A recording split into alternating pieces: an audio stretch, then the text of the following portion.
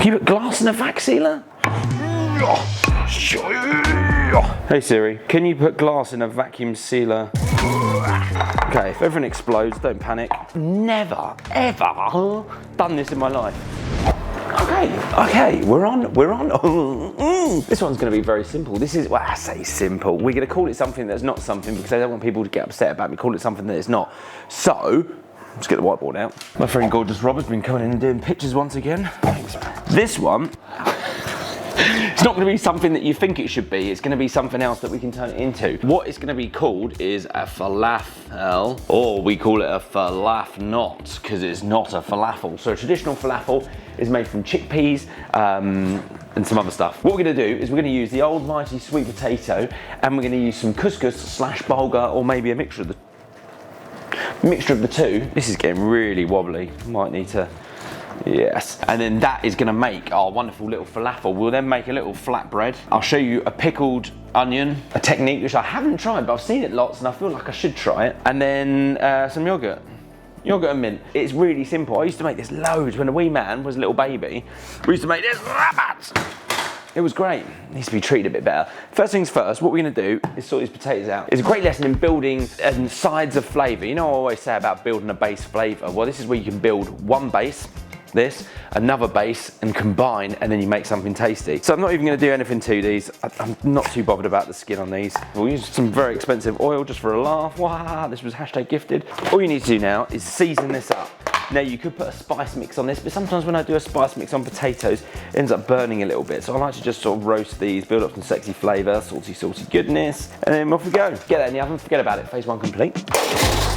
Next step. This is all about using the spices that you enjoy. So I'm going to keep this quite mild, but I'm going to go onion. This is all going to be mushed together, but it depends if you want chunks of onion or if you don't want chunks of onion. You do whatever you wish. So when you work in restaurants and if you've got to do like multiple tasks, say you've got to do like 50 onions, always do the same cut loads of times. So go down on the onions, down on the onions, and then all you have to do then is just go down, down, down, and then you sort of like build up a bit of a rhythm. So onions you always stick in the pan first, I don't know why. Sweat those down, a little bit of salt, you know me, smoky, why not? So remember, I don't know if I repeat myself a lot, but the smaller the garlic, the stronger it will be. I've just been refreshing my brain on a load of Kenji Lopez stuff. If you don't know who that is, let me go grab the book, hang on, chop, chop, chop, chop, chop, chop, chop. This book, Food Lab by Kenji Lopez, literally this man has tested pretty much anything and everything and gives his version on how things are done. Now lots of people do things differently. The one I was actually quite amazed about was steaks. I'm always like it has to be room temp, but he was like make completely no difference. So in this book there is a section in here where it talks about garlic, about the strengths of it, how to chop it, how to prepare it, all that kind of jazz. I should find it, but just go buy the book anyway, it's really good. So, as I said, you're gonna mimic, so I comment in it, back and forward, you're gonna mimic the spices that you do in this base, as well as into the mix at the end as well. So, I'm just gonna toast off some coriander seeds. They're my other ones, that is ground cumin, and that is a little bit of cinnamon. Easy, onions, garlic, base, sexy, season. Next thing we're gonna make, going over here. Now I never measure this. So a little flatbread, super simple. This is one of those ones, if you can't cook, if you don't know how to cook, you can make these. So just chuck in some flour. This is baking powder, just a little sprinkle dinkle. If you want them flat, almost like a chapati style, then don't put any in. But if you want them to have a little bit of like softness to them, put a little bit in. It'll help them pump up. So this is a bit of fire. Let's just give it a nice dollop and give it a little mixy. I always remember people trying to combine eggs and flour when I used to do work at a cookery school. Always use the back of your spoon or the back of your fork and it will kind of like press down and compress. Here we go, yeah, flour everywhere. Right, onions are softening down, not caramelised at all, but garlic can go in. So the garlic will burn a lot quicker than the onions. That's why you sweat the onions off. So when I said I didn't know what I was talking about, I sort of do. Now, this needs a nice little bit of salt. It's got a big pot of the old kosher in it. Oh, fuck. Oh, fuck. Oh, fuck. Sprinkle. So onto a semi-clean surface, all you need to do is just knead this into a ball. Don't add any more lube at this stage because although it looks quite dry, as you mix, what's gonna happen is it's start gonna sort of like, what's the word, hydrate the flour and it will get softer. And as you start working it, you'll be like, oh, it's a bit sticky, but don't add any more flour. You kind of just gotta guess it right. Yeah. You just want to knead that into a nice smooth dough. Very boring. Heel of the hands, stretch, fold, knead. I'll come back. Oh, okay. As you can see, I am now sweating. I'm now sweating. But look how smooth this has got. It's super smooth. and it's absolutely lovely. So what I'm gonna do, just for, don't do this, don't do that, Martin, you've got a tool. You've got a tool. Here we go, look at this, lovely little dough scraper. So split in half. That's pretty good. Wax on, wax off. Split in 4, lovely. Split in 4. Okay, then all I'm gonna do, I'm just gonna put these to one side and just let them chill out a little bit. So when you let them relax, again, I can't remember the science, but you'll think of things like that. If you try and pin it out now, it's just gonna spring back. So you just wanna let these chill for a bit. So when you pin them, they'll be happy. Yeah, you go there. Just put a little tea towel over them. Nice clean one, doesn't have to be moist. There's no proving going on, they're just hanging out.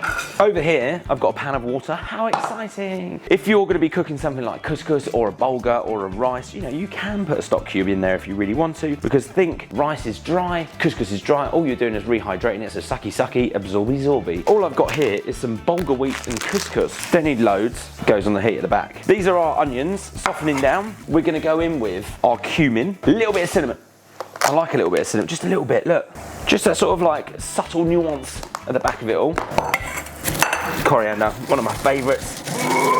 Oh, you can't beat it. Right, that'll do. In you go. Slowly, on a nice low heat, just cook that just a little bit. Just sort of let those spices release and do their thing. And we'll be back. We will be back. I mean, such a good, oh, the fucking onions. Let's do the onions. Forgot about the onions. So what we're gonna do with the onions is we're gonna do a classic pickled onion. Oh no, I should have done this before. Oh no, everything's going, it's all gone wrong. Don't worry, Martin, don't panic. Right, so what we're gonna do, red wine vinegar, because we're pickling, and then just infuse that with whatever you want. So you could have done this a little bit earlier. Gonna go a couple of coriander seeds, cinnamon stick, and then some mustard seeds, and then a good pinch of salt. Wonderful. Right, that goes on heat, and we'll be back once that's done its thing. Things are boiling, we're good. Right, bye. Oh, this is the only fancy bit of kit I really end up using loads, and I've never, ever done this in my life. So this is the Anova vacuum seal machine. Is a chamber seal. You can do infusions and extractions and all that kind of stuff. So basically what I think in my brain happens is it's almost like reverse osmosis or osmosis. One of the things. So basically you have your onions, you pour the liquid in. Normally you would seal something. So what happens is you put a bag and it will seal it, suck out all the moisture. But by leaving it open, what happens is it sort of sucks the moisture out in the pressure. And then when you stop it, it forces it back in. So it kind of quick pickles the pickle. I've never done it and I don't know why, because I love pickles. So that's that. I'm just gonna slice these onions down. So normally I would go this way, but apparently if you go this way, there's more of like a cell structure to give you a bit more crunch. No wonder people find cooking stressful, because there's so much information. Is that gonna fit? No, is that gonna fit? Can you put glass in a vac sealer? Hey Siri, can you put glass in a vacuum sealer chicken?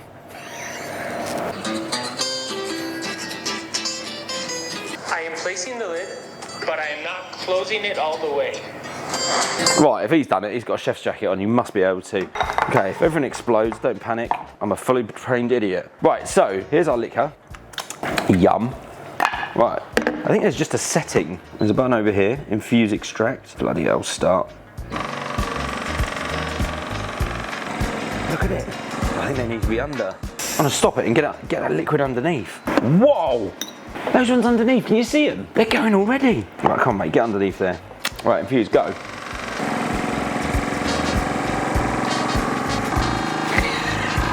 Right, that's done. That's definitely done. I'm going to drain you. Hopefully that doesn't explode while I walk away. Oh my jolly giant. Look at that. There's no more liquid left. Oh, this is so much fun. Let's try one now. That is mental. So crunchy and so much flavour. Well, let's do one more run. This is great. Okay, potatoes done. I'm gonna mix it all in here. So the potatoes, all you want them to do is go soft. Soft, soft. Now, when I've done this before, the ratio between couscous and potato is quite important. If you go full on potato, they don't really hold together. They end up falling apart a little bit. You kind of have to be quite handsome on the couscous front. So here's the couscous and bulgur. Doesn't matter if you cook too much, so you can just eat it. If you wanted to keep it down like the real falafel route, you could put some chickpeas in there. And then you've got your flavour element, your onions, your garlic and all your spices. That is brilliant. God, look at them. They're like, oh. Right, mix this all together. And then obviously at this stage, you can have a taste. Oh, only a little bit more salt.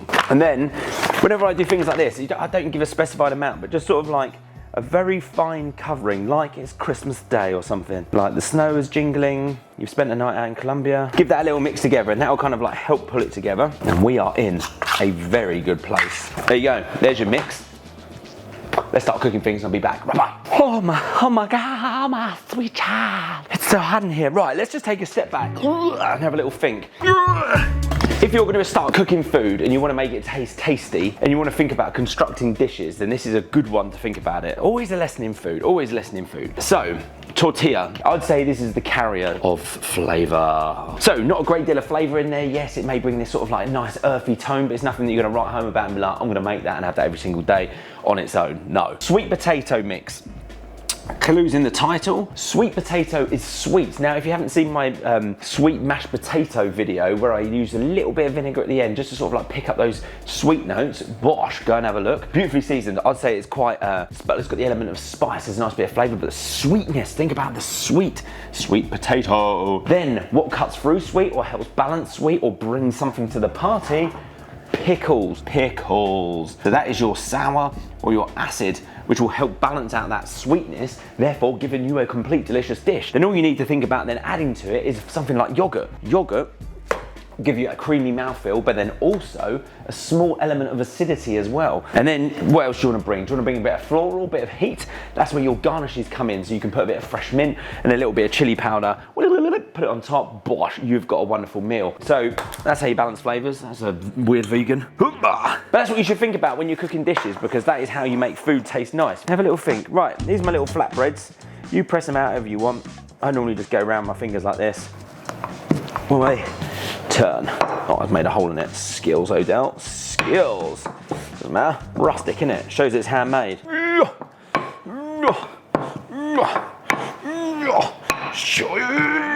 Into a pan. Now this is a dry pan. What do I mean by dry? There is no oil whatsoever. Put it in. It's a bit spicy hot, so chuck it in.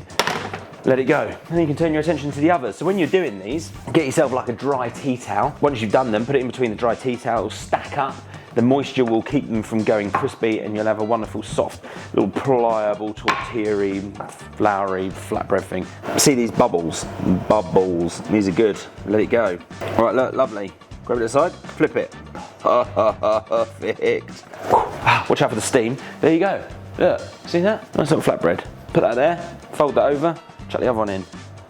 Right, I'm gonna cook the rest of those and then we'll be back. Right, so all I've done is wiped out the pan. These are the flatbreads. You saw them being cooked. Look, I've just done them like this. Nice and simple. They're so easy to do. And great thing, keep them there. They'll stay soft. So into your pan, just get a fairly generous amount of lube, any kind of lube. We're not deep frying, we're kind of shallow frying, just to get a little bit of crisp going on.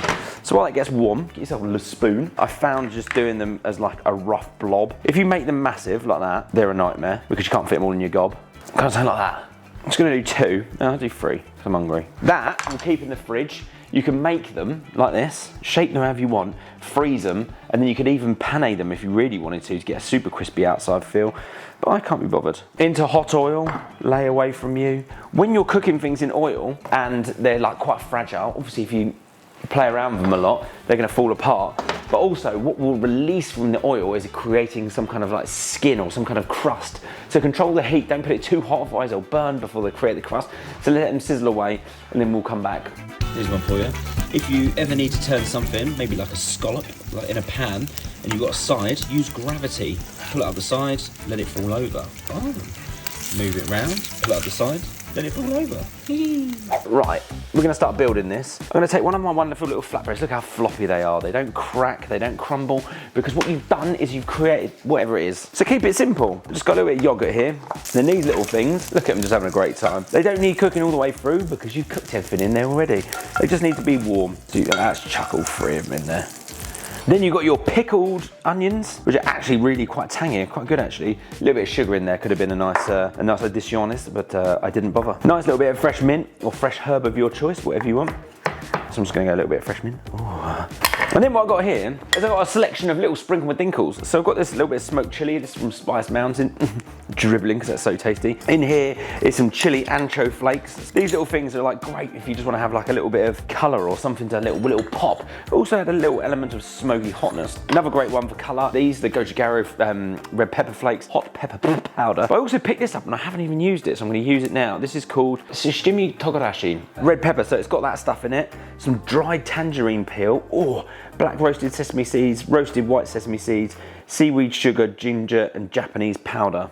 Fuck yeah. Little things like that. People will be like, what the fuck have you put on that? And you're like, yeah, baby. My friends, look at that. You've made that. You have made that from absolutely minimal ingredients, and I know this is going to taste amazing. I roll a burrito like an absolute 2-year-old, so forgive me, Father, for I have sinned. That is banging.